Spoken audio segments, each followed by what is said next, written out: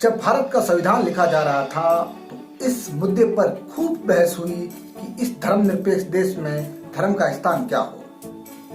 हमारे पास दो विकल्प थे कि क्या हम फ्रांस जैसी व्यवस्था स्थापित करें जहां पर धर्म और सरकार का कोई सरोकार नहीं, या फिर इस्लाम जैसी व्यवस्था जो इस्लामिक देशों में होती है जहां पर धर्म ही सरकार होती है। हमारे राजनेताओं ने एक अद्वितीय व्यवस्था को जन्म दिया जिसमें सरकार सभी धर्मों को बराबर मानती है। जी हाँ दोस्तों, भारत के लिए, भारत सरकार के लिए सभी धर्म बराबर हैं, क्योंकि गांधी जी सहित कई संविधान निर्माताओं का मानना था कि भारतीयों को धर्म से अलग थलग नहीं किया जा सकता। इसी धार्मिक लोकतांत्रिक व्यवस्था का साक्षी बना राम जन्मभूमि विवाद, 400 साल पुराना एक धार्मिक मामला जो आधुनिक न्याय प्रक्रिया द्वारा सुलझाया गया हो। जी हाँ दोस्तों, हम बात कर रहे हैं राम जन्मभूमि की और उससे संबंधित विवाद की, और मैं हूं आपका दोस्त सीए हितेश कुमार भट्ट। 1526 का साल था। भारत के सभी राजे महाराजे आपस में लड़ने में व्यस्त थे। तभी भारत के पश्चिम दरवाजे से एक आक्रमणकारी भारत घुस आता है। नाम है बाबर, और भारत के भूभाग को जीतता चला जाता है। 1528 तक बाबर भारत के अवध प्रांत तक पहुंच जाता है, जिसे आज अयोध्या के नाम से जाने जाता है। बाबर का एक कमांडर इन चीफ मीर बाकी वहां पर अयोध्या पर एक निर्माण करवाता है और नाम रखता है बाबरी मस्जिद। हिंदुओं के पौराणिक ग्रंथ रामायण और रामचरितमानस के अनुसार यहाँ भगवान राम का जन्म हुआ था। दोस्तों, कई सालों तक शांतिपूर्वक इबादत चलती रहती है। 1846 में हिंदुओं और मुसलमानों के बीच इस जमीन को लेकर पहली बार विवाद हुआ। इससे पहले मस्जिद के अंदर के हिस्से में मुसलमान एवं बाहर एक चबूतरा बना हुआ था जिस पर हिंदू अपनी पूजा अर्चना करते थे। 1859 में अंग्रेजों ने विवाद को बढ़ता देखकर इन दोनों के बीच में चार दीवार बना दी। सब कुछ ऐसे ही चलता रहा। कई बार इसको लेकर लोकल लेवल पर दंगे भी होते रहे, लेकिन यह मामला राष्ट्रीय स्तर का नहीं था। 1885 में इस चबूतरे के पुजारी महंत रघुवर दास ने फैजाबाद कोर्ट में अर्जी लगा दी कि चबूतरे के ऊपर प्रॉपर मंदिर बनाने की इजाजत दी जाए, लेकिन कोर्ट ने मना कर दिया। यह पहला मामला था कि यह विवाद कोर्ट के जरिए सुलझाने की कोशिश की गई। यह मुद्दा देशव्यापी बनता है। एक घटना से हुआ यूं, 22 दिसंबर 1949 का दिन था। कुछ व्यक्ति चुपके से मस्जिद में घुसकर अंदर राम भगवान की मूर्ति स्थापित कर देते हैं और पूरे देश में प्रचार होता है कि रामलला। दिसंबर की रात ये मैंने देखा पूरा देश आस्था के समुद्र में बाबरी मस्जिद में यकायक चांदनी सी फूटी, और उस तेज रोशनी में मैंने देखा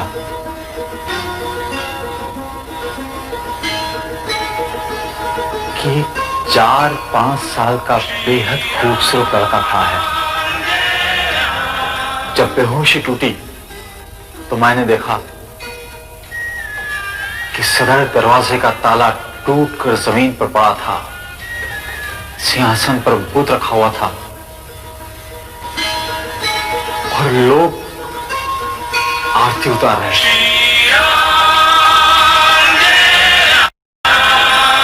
22 दिसंबर 1949 की रात्रि में भगवान श्री राम लला अयोध्या में अपनी जन्मभूमि पर प्रकट हुए। अभी तक ये मुद्दा एक छोटी सी कानूनी लड़ाई के रूप में चलता रहता है। अब 1984 में आरएसएस, राष्ट्रीय स्वयंसेवक संघ, ने यह तय किया कि इस मुद्दे को जन जन तक पहुंचाएंगे। इसके लिए आरएसएस ने अपने ही एक संगठन विश्व हिंदू परिषद ने एक धर्म संसद का आह्वान किया। इसमें भारतीय जनता पार्टी, जिसका जन्म 1982 में हुआ था, के नेता लाल कृष्ण आडवाणी और मुरली मनोहर जोशी भी थे। इसमें यह तय हुआ कि राम मंदिर के मुद्दे को राजनीतिक तौर से पूरे देश में उठाया जाएगा। 1986 का दौर था। केंद्र में राजीव गांधी की सरकार थी तभी होता है शाहबानो केस। शाहबानो केस में यूं होता है कि शाहबानो नाम की एक महिला को कोर्ट ने तलाक के बाद भरण पोषण के लिए जो भत्ता दिया था उसको फिक्स कर दिया गया था, क्योंकि मुसलमानों में यह अलाउ नहीं है। मुसलमान कहते हैं कि उनके सिविल मामलों में कोर्ट दखल नहीं दे सकता, इसलिए भत्ते की राशि फिक्स करने पर मुस्लिम संगठन नाराज हो गए। राजीव सरकार ने इनको खुश करने के लिए कोर्ट का फैसला संसद के रास्ते बदल दिया। इससे हिंदू संगठन भी नाराज हो गए। अब चुनाव सर पर था। सन 1986 में उसी समय जिला न्यायाधीश ने विवादित स्थल को हिंदुओं की पूजा के लिए खोलने का आदेश दे दिया और हिंदुओं को खुश करने के लिए राजीव सरकार ने 2 दिन के भीतर ताले खुलवा दिए। दोस्तों, ये वो दौर था जब कोर्ट के फैसले को तामील करने के लिए सालों लग जाते थे, लेकिन राजीव सरकार ने 2 दिन के भीतर ही ताले खुलवा दिए और खुल जाता है विवादों का बहुत बड़ा ढिंढोरा।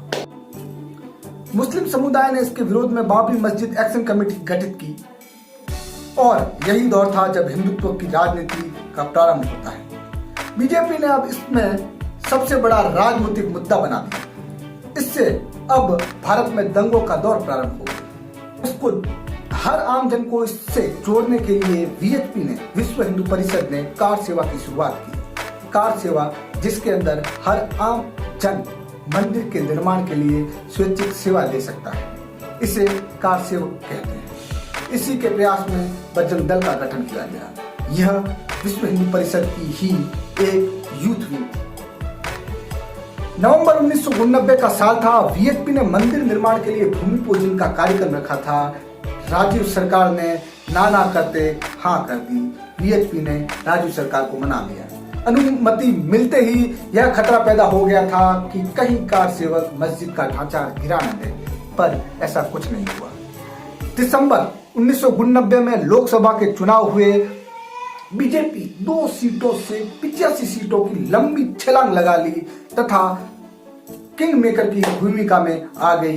वीपी सिंह, जो कि राजीव गांधी सरकार में ही मंत्री थे, उनको बाहर से समर्थन देकर बीजेपी ने वीपी सिंह की सरकार बना दी। बीजेपी को यह समझ में आ गया था कि अब उनका भविष्य प्रभु श्री राम के हाथ में ही है। अब बीजेपी इसे क्रांतिकारी स्तर पर करना चाहती थी।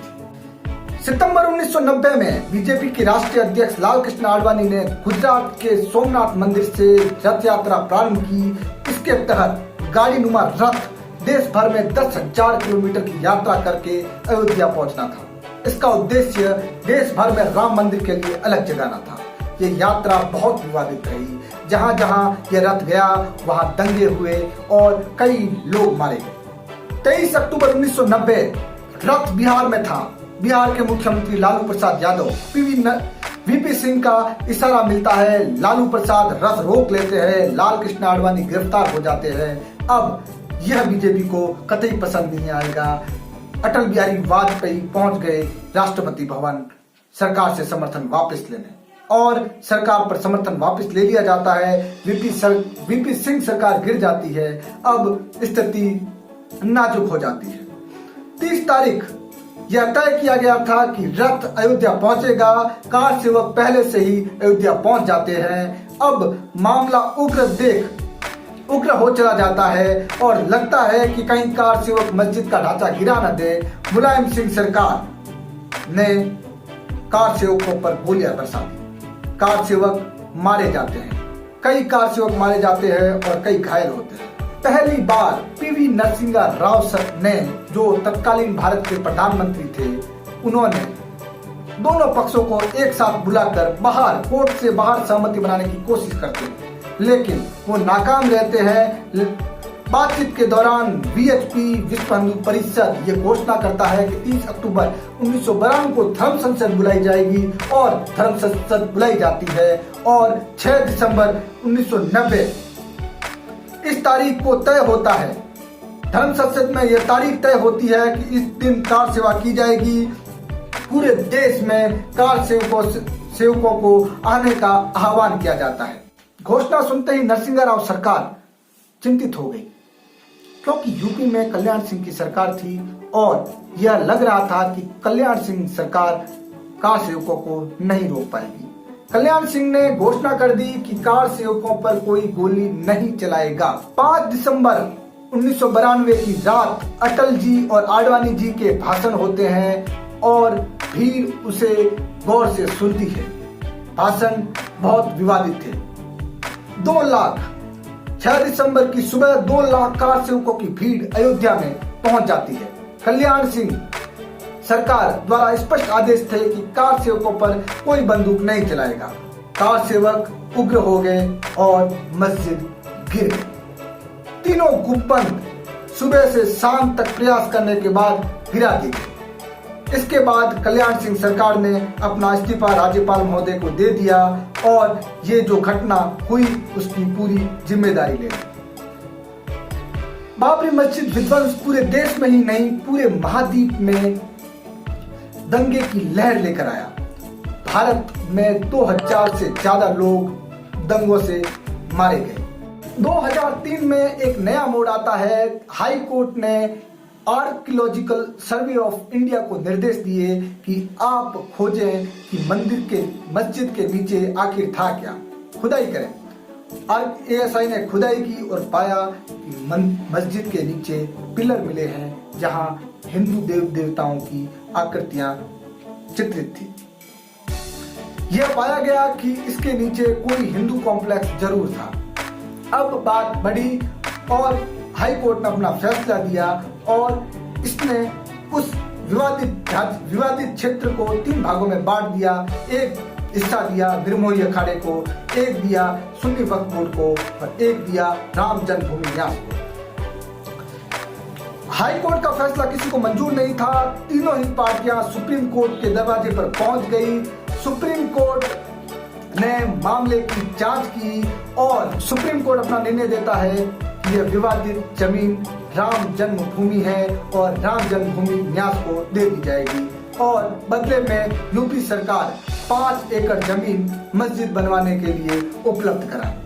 इसी के साथ शांतिपूर्वक ढंग से सुलझता है राम जन्मभूमि विवाद और इसी पूरे देश ने इसे सराखों पर लिया और माना और ये होता है भारत के लोकतंत्र की कीमत। दोस्तों, अगर आपको मेरा वीडियो पसंद आया तो जरूर लाइक कीजिए, शेयर कीजिए, कमेंट कीजिए।